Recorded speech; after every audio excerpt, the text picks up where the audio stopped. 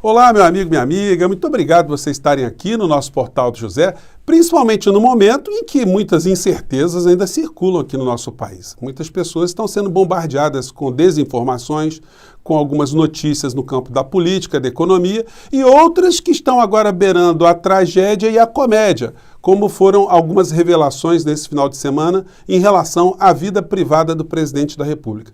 Bem, a vida privada de um político nunca é 100% privada, porque como uma pessoa está exposta ali ao escrutínio, à avaliação do povo de uma maneira geral, tudo que ele faz, toda a sua vida serve como referência para a pessoa receber um voto mais à frente ou não. Aquilo que pensa sobre política, religião, pensa sobre moral, pensa sobre república, democracia, enfim, sobre bens que tocam a nossa vida no cotidiano. Então, os fatos relacionados à vida do presidente da República têm importância sim, mas claro que as pessoas acabam fazendo muitas galhofas, muitas gozações, porque o bolsonarismo trouxe para o debate político um nível muito rasteiro, onde as pessoas xingam, ofendem, falam muitos palavrões, elas não têm limites para atacar, para defender aquilo que eles acham que é correto. Então agora, muitas pessoas estão dando troco com a vida que o presidente da República está tendo exposta agora a ele e de outras pessoas todas que estão no seu entorno. Mas o que interessa para a gente mesmo é o que vai acontecer com o nosso país a partir do dia 7 de setembro. Ainda existem muitos temores, muitas preocupações, enfim, e a gente tem mostrado aqui que diante de fatos concretos, não há a menor possibilidade de haver uma ruptura aqui no nosso país.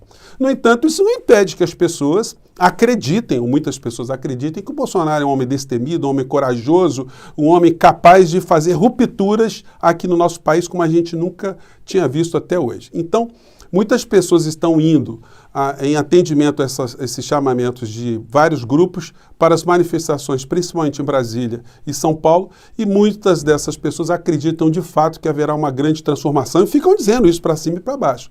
E isso vai chegando até a nós, né? E a gente fica pensando, pô, será que tem algum fundamento nisso que eles estão dizendo? Mas vamos colocar a lupa em cima de algumas situações. O presidente continua a fazer esse discurso. E os jornais vão reverberando, né? Desde ontem os jornais estão reverberando essa situação. Aqui a capa desse jornal, aqui a Folha. Bolsonaro diz que 7/9 será ultimato a ministros do Supremo Tribunal Federal. Aí repete aqui na parte interna do jornal, né, o mesmo texto, um texto parecido. Bolsonaro repete a ameaça golpista e diz que atos serão ultimato a ministros do STF. Dá para a gente levar em consideração alguma fala do presidente da República? Ele é um homem corajoso, um homem que tem uma vida pautada pela coragem, pelo destemor.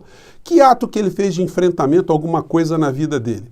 Então tem muitas pessoas que, vendo esses discursos vagos do Bolsonaro, acham que ele de fato vai romper alguma coisa. Gente, se a gente fosse levar a sério o que o Bolsonaro diz, a gente já teria entrado em guerra contra os Estados Unidos. Vocês se lembram aquela frase que ele disse para Ernesto Araújo, numa cerimônia pública, né? Que muitas vezes na diplomacia, quando acaba a saliva, a gente tem que ir para a pólvora. Isso falando em relação aos Estados Unidos, como se a gente tivesse aqui condições de enfrentar a guerra contra qualquer tipo de nação. Então, se a gente for levar a sério essas coisas, a gente realmente não sai de casa, porque são loucuras umas atrás das outras. E ele continua com esse discurso.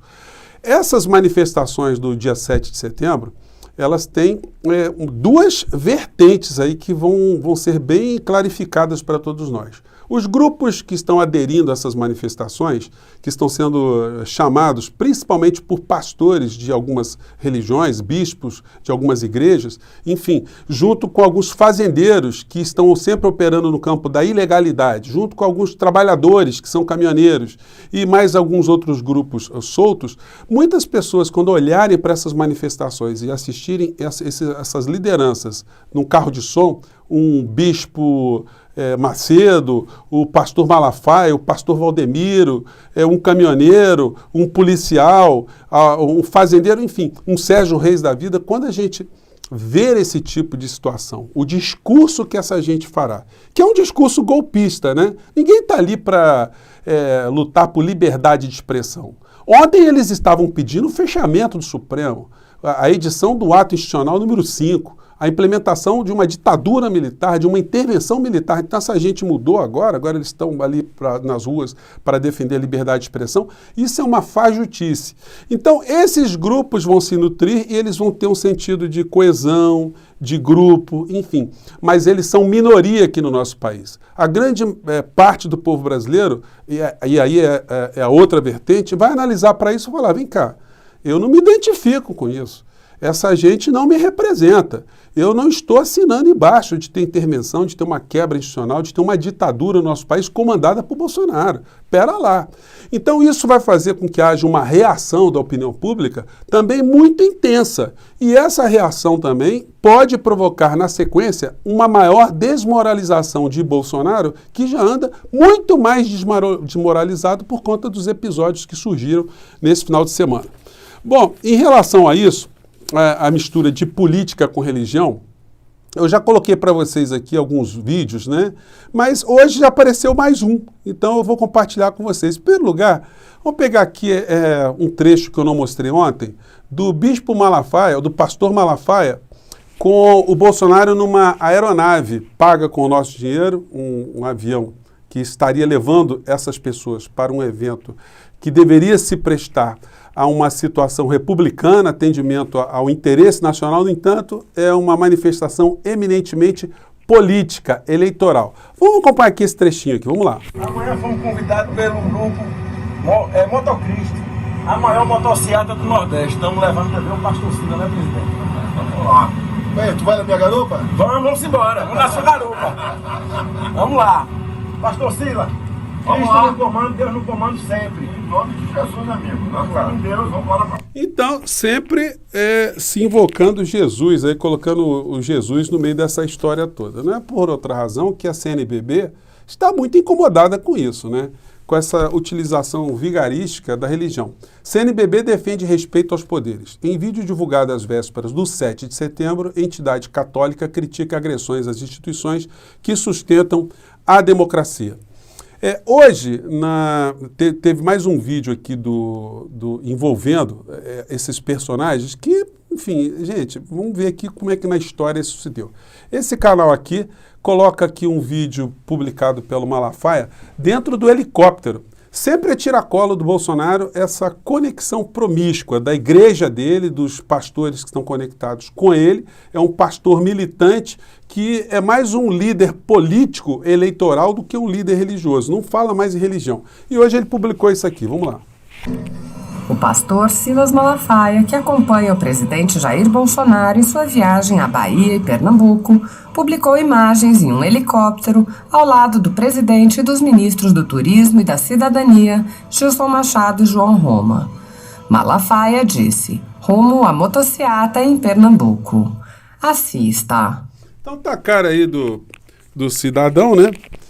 Indo para motociata. Motociata é algum evento público? É algum evento de interesse da nação ou é um interesse eleitoral? Bom, essas situações todas, gente, elas estão no radar das instituições aqui no nosso país. Hoje a gente vê aqui no estado de São Paulo essa matéria aqui. A matéria nos dá conta que TSE avalia a hipótese de Bolsonaro ficar inelegível. Eles não estão analisando a campanha eleitoral do Bolsonaro de 2018, não. Eles estão analisando, são esses comícios feitos com a estrutura do poder público que estão numa época fora do período do calendário eleitoral. Então isso se configura em crime e se configura também em uma campanha fora de época, que pode sujeitar o Bolsonaro à perda da sua credencial para disputar as eleições. Ele pode perder a sua condição de elegibilidade. Então ele ficaria fora do páreo.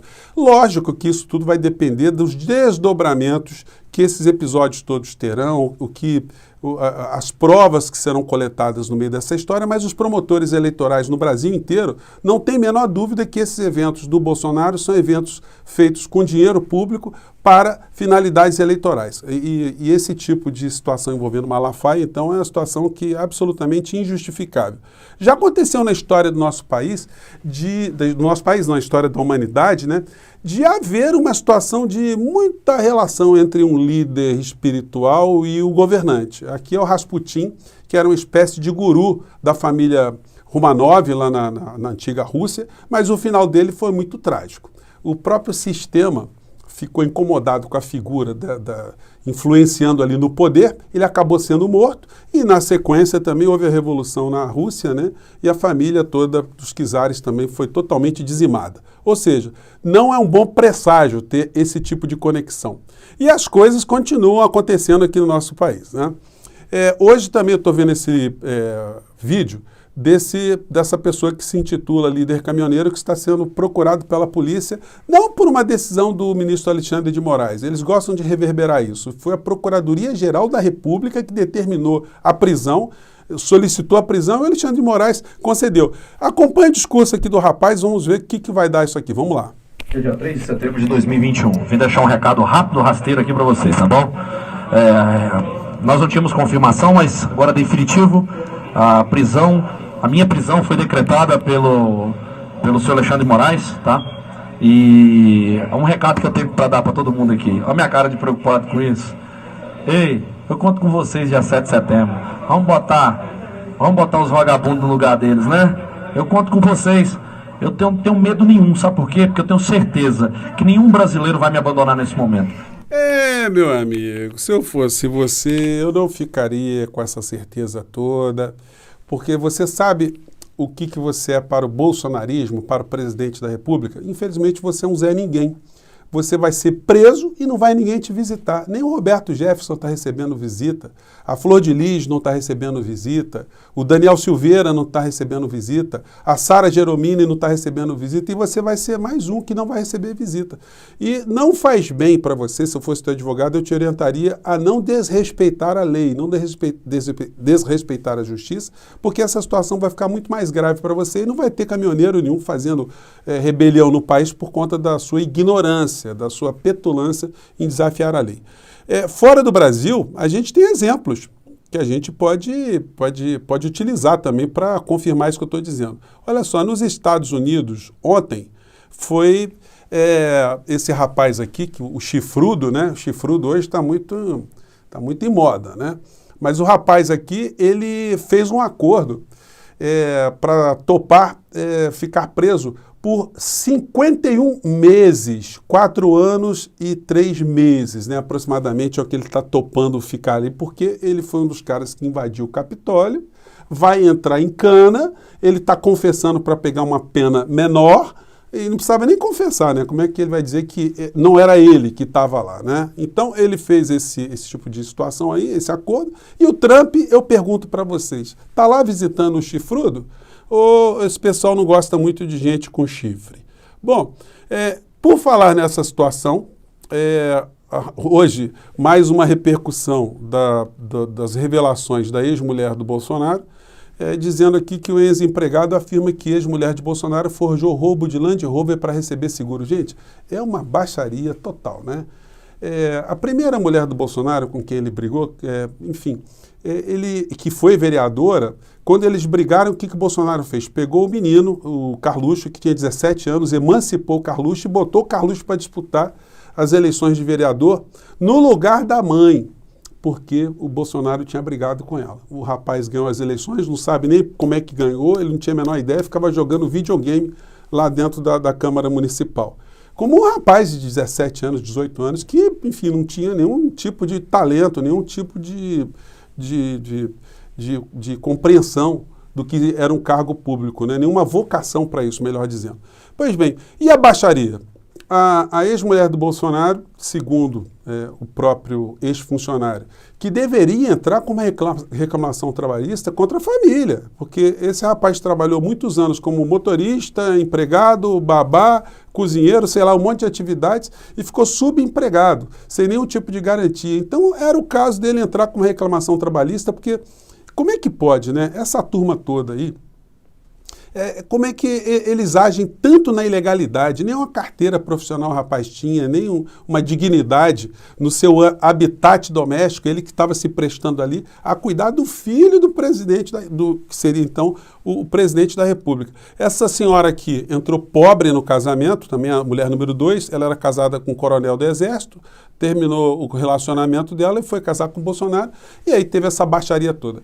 Quem denunciou ela para a companhia de seguro foi o próprio Bolsonaro, que disse que ela estava simulando o roubo de um carro para receber a grana do seguro. Moral da história, o seguro não pagou a ex-mulher do Bolsonaro. Isso para vocês verem.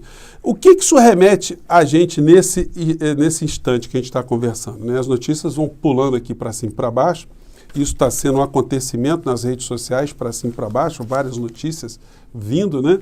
Mas o que isso denota para a gente, qual é a ironia no meio dessa história toda e como é que o Bolsonaro ainda vai conseguir arrastar muitas pessoas para as praças públicas, né? Está tendo aqui no Brasil o maior encontro conservador do mundo. E eu fui dar uma navegada aqui no canal dessa turma e fui ver aqui os palestrantes, né? Os palestrantes aqui, tem vários palestrantes, o Augusto Nunes, pessoas conhecidas, o Eduardo Bolsonaro. Você não ir no evento e pagar para assistir Eduardo Bolsonaro, eu vou falar uma coisa para vocês, né? Felipe Barros, tem aqui o Hélio Angotti, também que lá da saúde, o Mário Frias, Onyx Lorenzoni, gente, o Ricardo Salles, enfim, Tenente Santini, essa turma toda. Vocês estão notando a ausência de uma figura muito importante no meio desse discurso todo? Eu me refiro ao presidente da República. O presidente da República é considerado o ícone do conservadorismo aqui no Brasil.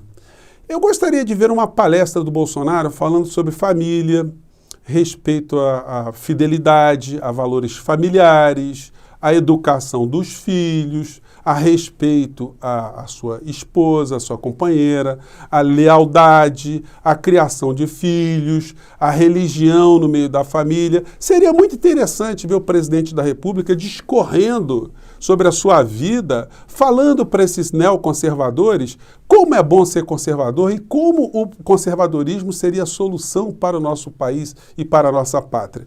Gente, a gente tem que reagir mesmo, com ironia em relação a essas situações todas.